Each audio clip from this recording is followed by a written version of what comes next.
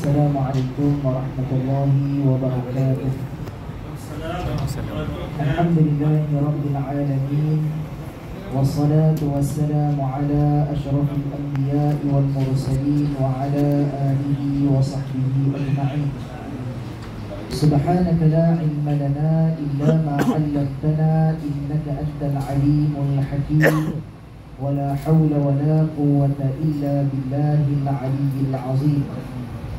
اللهم افتح علينا حكمتك وانشر علينا من خزائن رحمتك يا أرحم الراحمين. ربنا زدنا علما نافعا وارزقنا فهما واسعا. آمين. أما بعد. Pertama dan selamanya kita merafakkan kesyukuran pada Allah Subhanahu wa taala.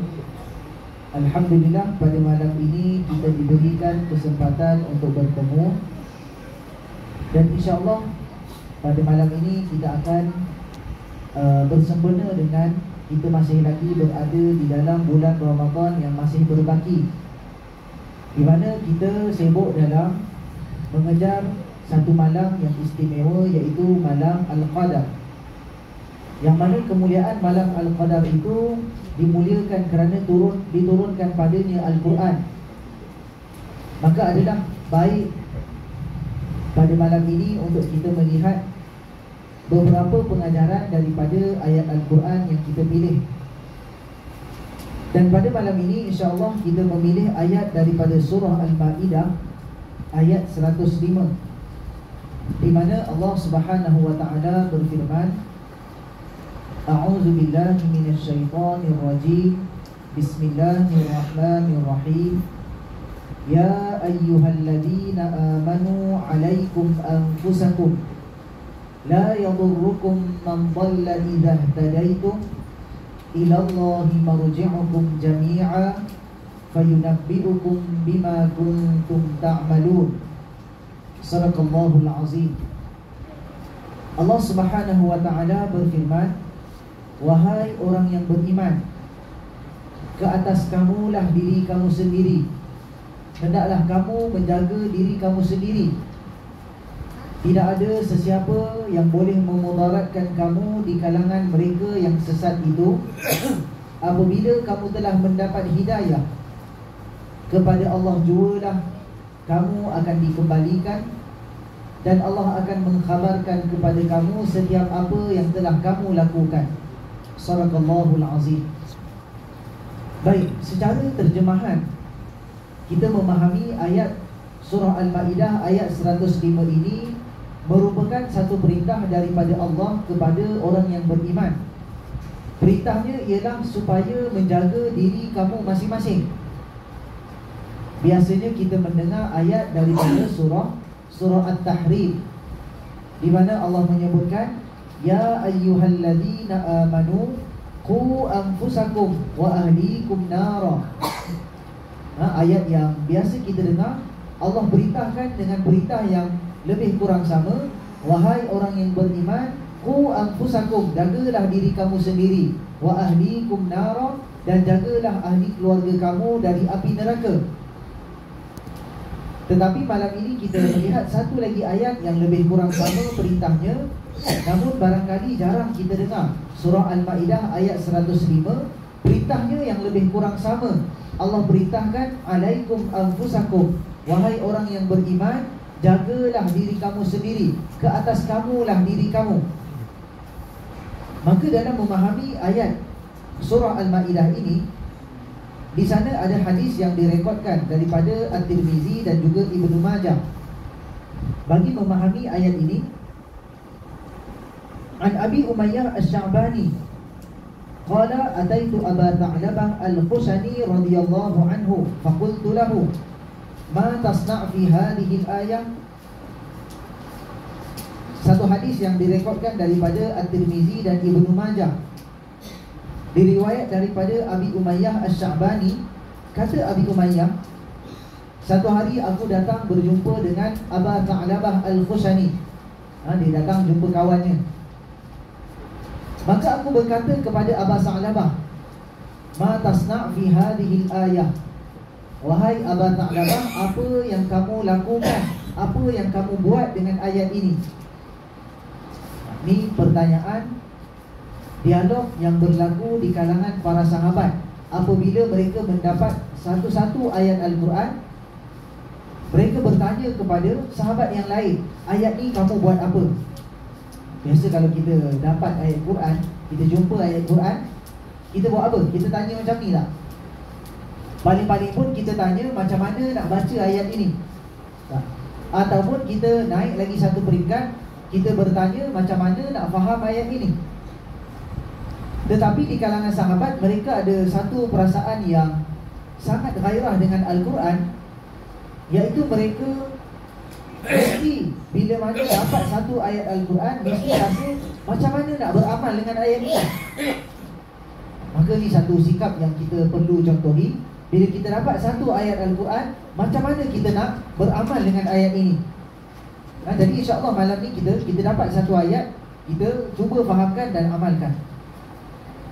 Maka kata Abah Tha'labah, qala ayatu ayat yang mana satu kamu maksudkan? Maka jawab Abi Umayyah, dia membacakan surah Al-Ma'idah ayat 105 tadi. Maka jawab Abah Tha'labah, amma wallahi laqad sa'alta anha khabira, laqad sa'altu anha Rasulullah sallallahu alaihi wasallam.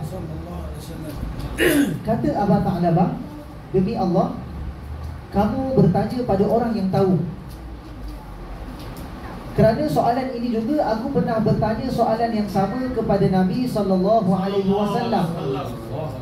Maka Abah Tha'labah meriwayatkan, membawakan jawapan yang telah pun dia tanyakan kepada Nabi dengan soalan yang sama. Nabi menjawab, faqala, kata Nabi, balik tamaru bil ma'ruf wa tanahaw 'anil munkar hatta idza ra'aita syuhhan muta'an wa hawa muttaba'an wa dunya mu'taratan. Bila mana sahabat tanya pada Nabi, Nabi macam mana nak faham ayat ini? Macam mana nak buat dengan ayat ini?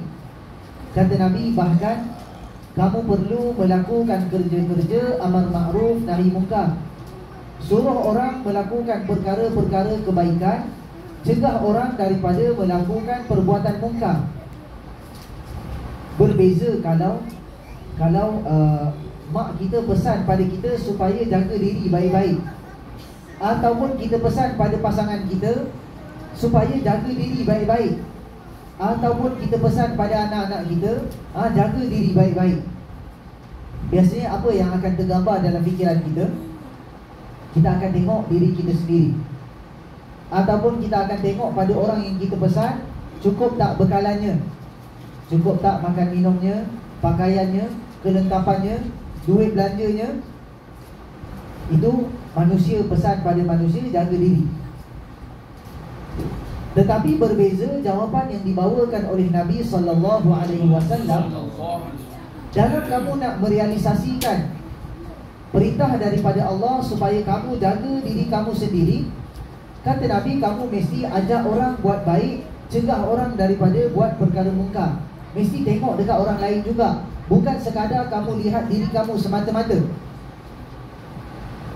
Jadi bila amar ma'ruf, kita kena ajak orang lain buat benda baik. Bukan sekadar kita rasa asalkan aku dah datang sembahyang, orang lain tak sembahyang, dia punya masalah. Bukan kita sekadar kita sahaja yang nak buat benda baik, tapi mesti ajak orang buat baik. Kawan yang kita duduk sama-sama minum, sama-sama berbual, sama-sama lepak, sama-sama apa lagi? Membawang, apa lagi? Sama-sama duduk dekat kedai kopi, sama-sama kerja, sama-sama duduk dekat tempat tinggal jiran kita. Patutnya kita kena tanya soalan, mana mereka waktu kita datang solat? Minum boleh sama-sama, lepak, bersembang, berbual-bual boleh sama-sama. Kenapa tak boleh sama-sama datang buat benda baik? Jadi pesan Nabi, kamu mesti suruh orang buat benda baik, cegah orang daripada buat perkara munkar. Kemudian Nabi menyambung dalam jawapannya itu, Nabi menyebutkan, apabila kamu meninggalkan kerja amar ma'ruf nahi munkar, kamu akan melihat beberapa penyakit yang akan timbul di kalangan manusia. di kalangan masyarakat yang meninggalkan kerja amar ma'ruf nahi munkar. Kata Nabi, yang pertama kamu akan melihat masyarakat itu mempunyai satu sikap pentingkan diri, sikap kedekut yang ditaati.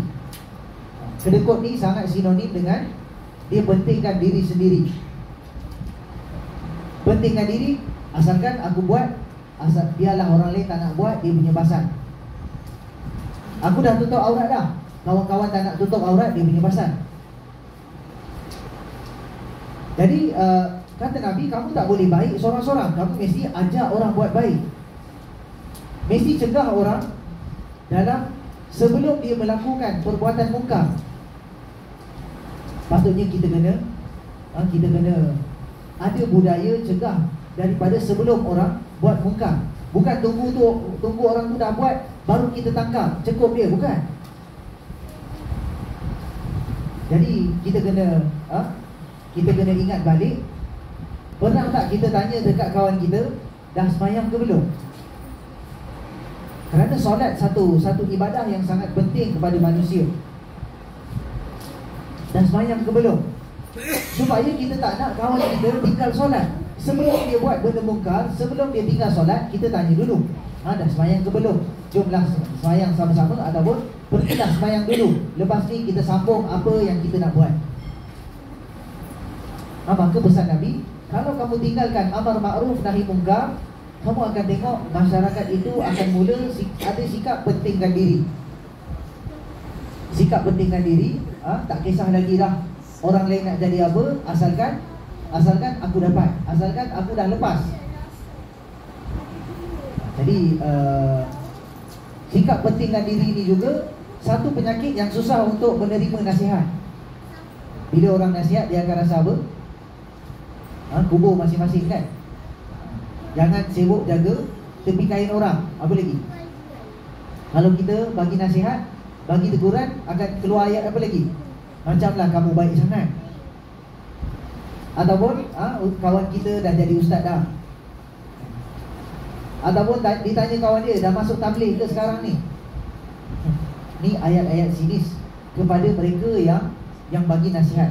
Sedangkan dalam kita memberikan nasihat, sama sekali kita tak pernah nak bandingkan siapa lebih baik, siapa yang lebih banyak beramal. Hanya semata-mata kita niatkan untuk buat kerja amar ma'ruf nahi munkar, kerana Allah perintahkan kita jaga diri kita sendiri. Cara Nabi menjelaskan untuk melaksanakan perintah daripada Allah itu, kamu mesti buat amar ma'ruf nahi munkar. Jadi itu yang pertama. Kemudian Nabi menyebutkan wahawa muttaba'an.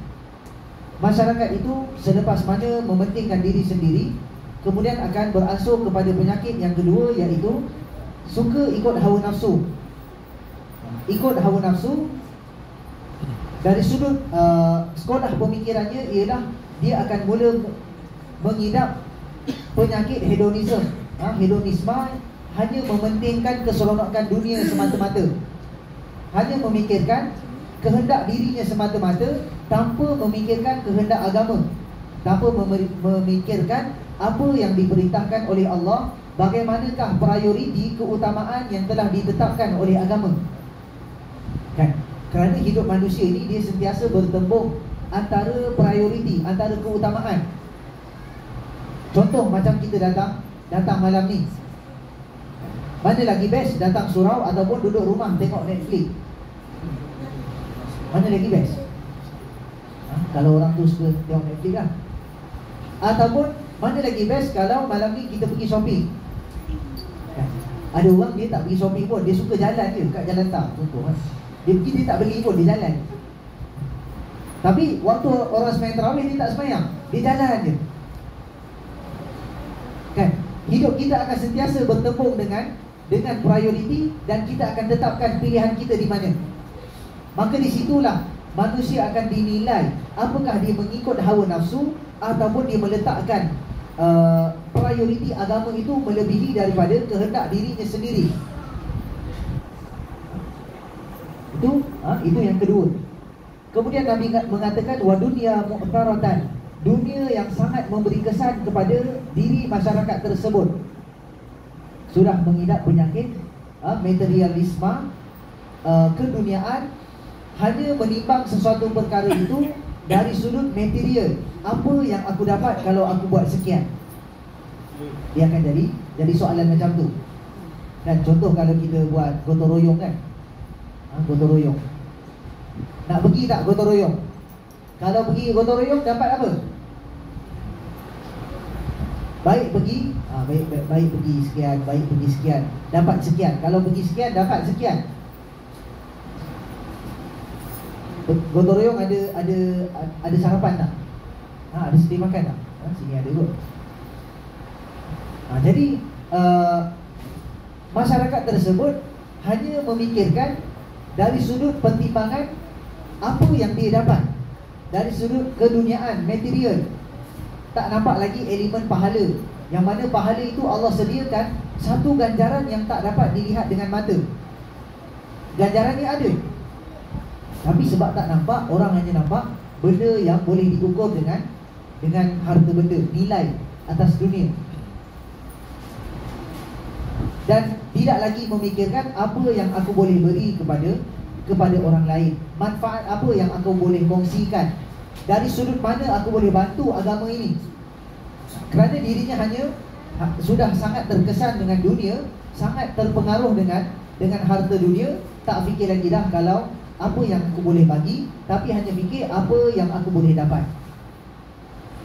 Jadi ini rentetan daripada Nabi menyebutkan, apabila sesuatu masyarakat meninggalkan kerja amar makruf nahi mungkar, dah tak ada orang lagi dah ajak kita buat baik, ajak bersedekah, ajak baca Quran, ajak solat, ajak kita buat baik pada orang, tolong orang susah, ataupun tak ada lagi dah orang yang cegah kita, yang tegur kita, yang nasihat kita daripada buat benda yang tak elok kan? Yang tegur kita supaya jangan mengumpat, jangan cakap belakang. Ni satu dosa yang susah nak tegur. Sebab kalau kita tegur jangan mengumpat, tak mengumpat, memang dia buat betul, memang betul dia buat. Kalau betul tu mengumpat lah. Kalau tak betul jadi fitnah pula. Kemudian apabila kamu melihat keadaan-keadaan sebegitu dalam hadis yang sederhana panjang ini, di akhir jawapan itu Nabi menyebutkan, fa inna min waraikum ayyamas sabr, sesungguhnya di belakang kamu akan adanya hari-hari yang penuh kesabaran. Bila kamu lihat kamu buat kerja amar makruf nahi mungkar, orang sudah mula kata, perli-perli kamu, kata kamu dah jadi ustaz, macamlah kamu baik sangat, kubur masing-masing, jangan sibuk jaga tepi kain orang. Tapi kamu tetap nak buat kerja amar makruf nahi mungkar untuk melaksanakan perintah surah Al-Ma'idah ayat 105. Kamu melihat keadaan masyarakat yang sudah pun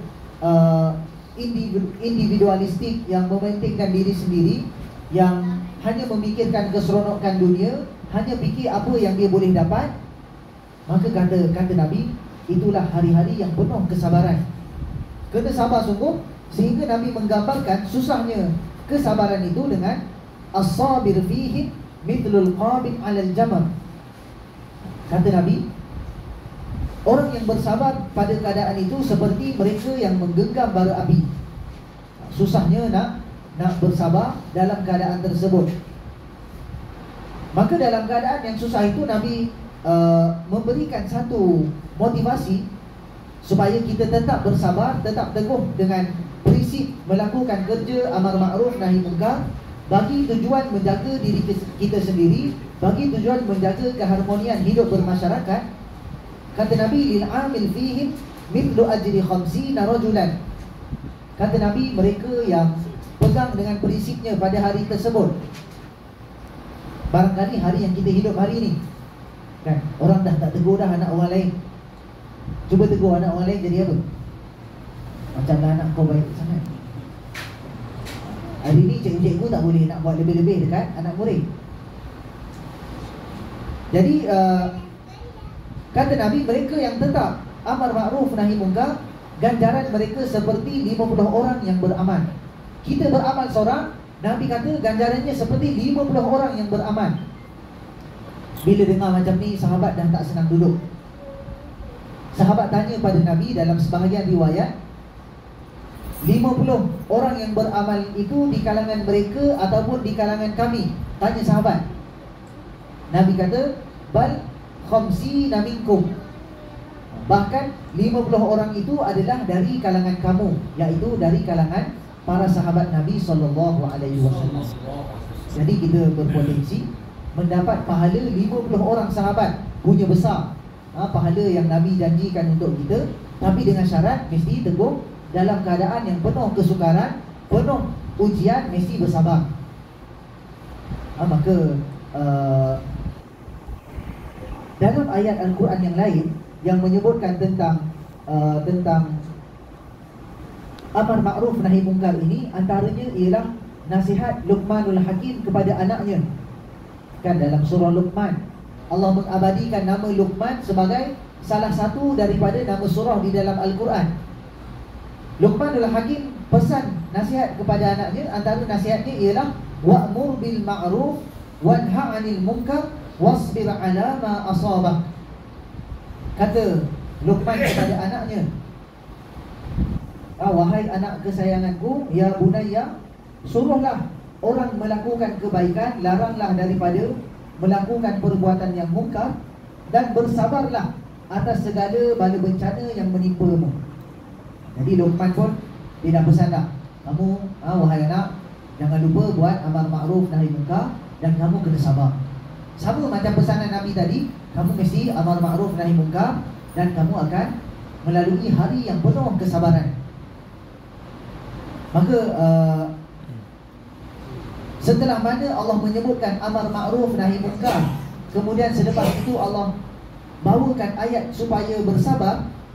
Kata Ibnu Katsir, ini adalah kerana sesiapa yang melakukan amar ma'ruf dan nahi mungkar pasti akan disakiti oleh manusia ketika mana menyampaikan seruan dakwah itu. Maka Allah menyuruh kita untuk bersabar. Jadi jangan kita rasa susah. Sepatutnya kita saling bantu-membantu antara satu sama lain. Tolong kawan kita, kalau dia dah ajak orang buat baik, kita tolong sama-sama. Ceriakan keadaan supaya benda baik itu boleh dibuat dalam keadaan yang penuh sukarela, penuh seronok. Kan? Macam dalam bulan Ramadan ni kan, seronok tengok meriah, ramai datang. Surau pun kita hias cantik, dengan suasananya yang seronok, maka kita rasa seronoknya beribadah bulan puasa. Jadi kalau kita kekalkan momentum macam ni, seronok juga beribadah, kita datang ramai-ramai selepas mana habis bulan Ramadan. Kerana kehadiran kita adalah menguatkan orang lain untuk hadir juga ke tempat solat ini. Jadi kita datang buat baik itu bukan semata-mata untuk diri kita sendiri, tapi kita boleh tolong orang. Seronok datang ramai-ramai, bersemangat nak buat benda baik. Sama juga dalam mencegah kemungkaran. Bila orang berikan nasihat, ambillah dari sudut pandang yang negatif kepada mereka yang menerima teguran. Bagi mereka yang memberikan teguran, tegurlah dengan cara yang paling baik. Kerana pesan Nabi, tidak sempurna iman seseorang melainkan apabila dia melakukan kepada saudaranya seperti mana dia mahu saudaranya itu memperlakukan kepadanya. Jadi kalau kita suka orang tegur kita lemah lembut, kita juga kena lemah lembut cakap dengan orang. Tak boleh nak kata istilah dia tu hati baik tapi mulut dia jahat. Mulut dia jahat tapi hati dia baik. Cuba orang pula cakap mulut jahat dengan kita boleh sabar tak? Jadi kebanyakannya yang mulut jahat tu, yang kata hati baik, bila orang angkat suara, orang cakap jahat balik, dia yang tak sabar. Tapi bila bahagian dia kata saya ni mulut dia macam ni tapi hati baik. Tak boleh. Kerana Nabi kata, buat dekat orang macam mana kita nak orang buat dekat kita. Maka itulah sedikit sebanyak kefahaman yang kita boleh ambil daripada surah Al-Ma'idah ayat 105. Mudah-mudahan kita mendapat ilmu yang berkat dan bermanfaat. Sampai di sini saja. Aku qouli hadza wa astaghfirullahal azim li wa lakum. Assalamualaikum warahmatullahi wabarakatuh.